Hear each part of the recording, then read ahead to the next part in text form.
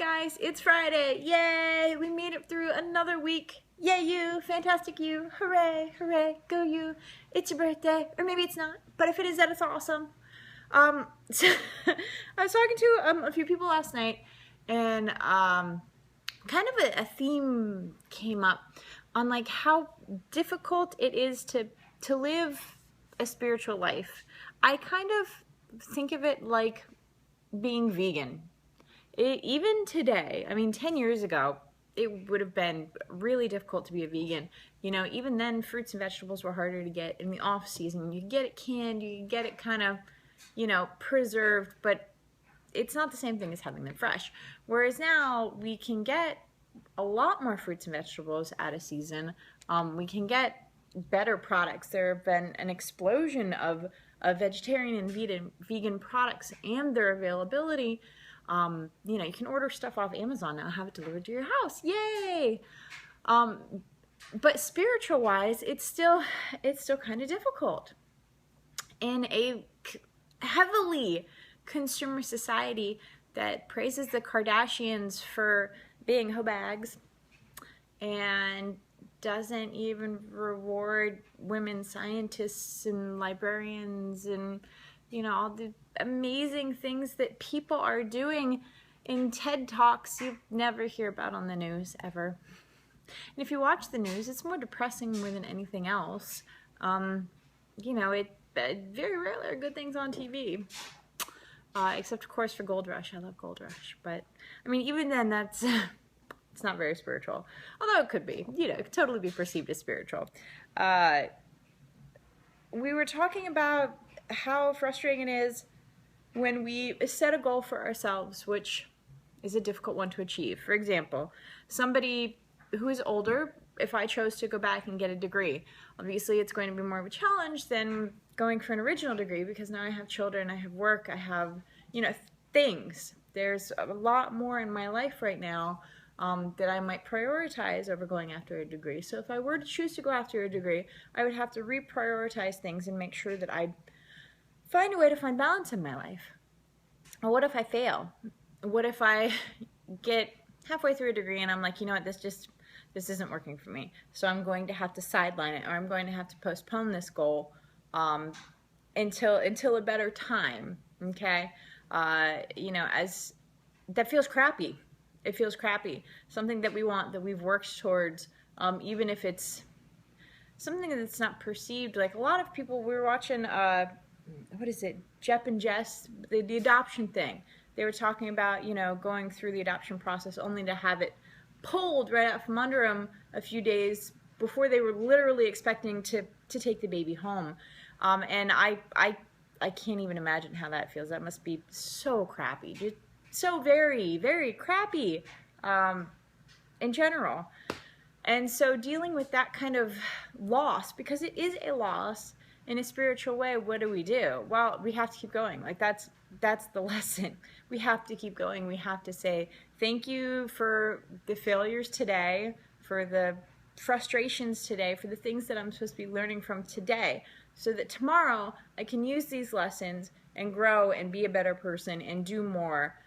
And the same thing with tomorrow. Once we get to tomorrow, thank you for these lessons. I had no idea that my children could spread yogurt all over the kitchen. It's miraculous.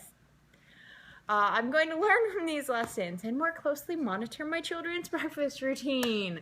So that tomorrow, when I've learned that lesson, we could go on to learning new lessons. And that's the point, right? I mean, we've stopped going through grade school, but we are still in the school of life, for life, and beyond, but mostly for life.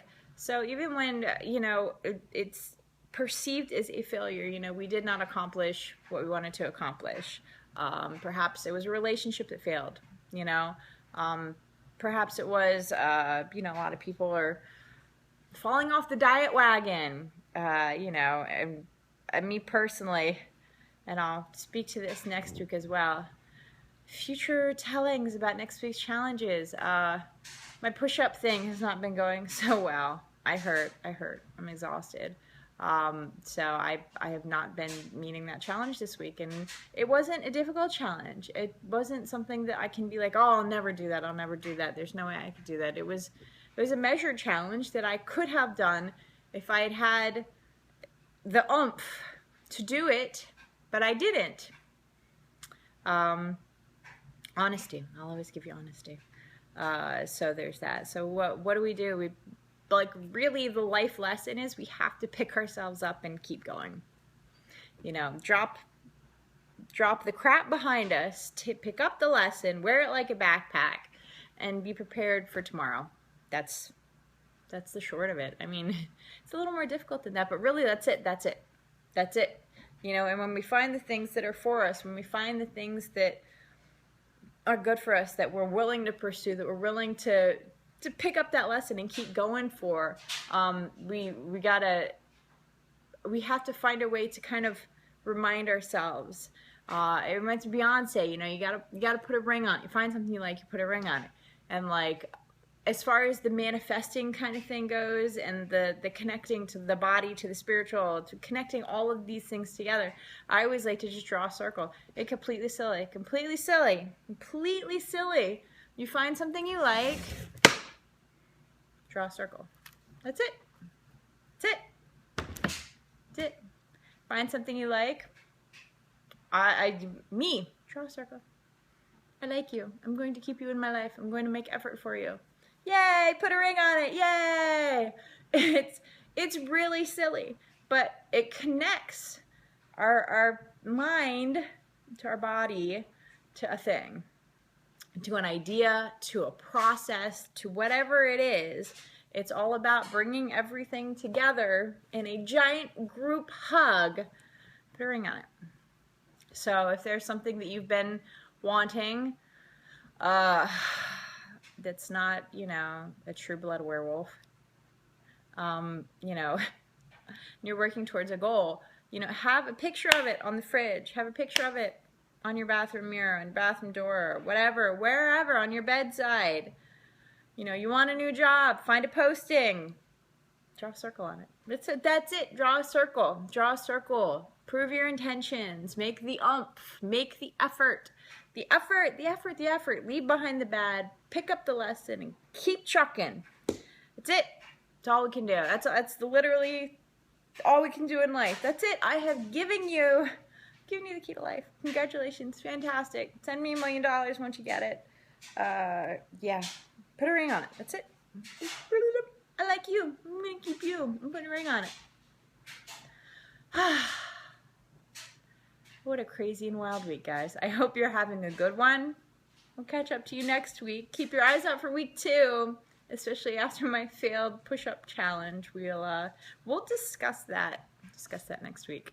I love you guys. Have a wonderful, safe, amazing weekend. Bye.